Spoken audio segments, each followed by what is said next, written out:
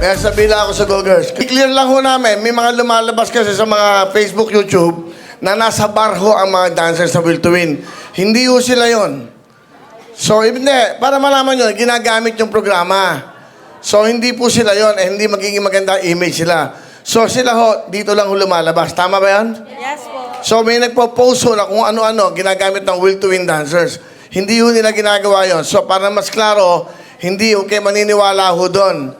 Huwag kayo maniniwala na nagpo-post sila kung nasaan sila lugar, kaya huwag na kayo nagpo-post.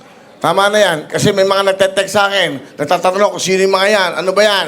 Bakit nasa bar? Bakit ganito yung mga dancer mo?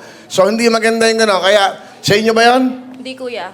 Hindi daw. So, para maliwanag ko, so yung nakikita nyo mga dancers ng Will to Win, ginagamit to ng iba, wag naman, pwede namin kayong kasuhan dyan, ha? Yung mga dancers ng mabain, pinopost nyo, hindi naman dancers ng Will to Win yan. Hindi sila dancers sa iba. Dito lang po yan sa show ng TV5 Will to Win. Kaya, maliwanag, take a bow, girls!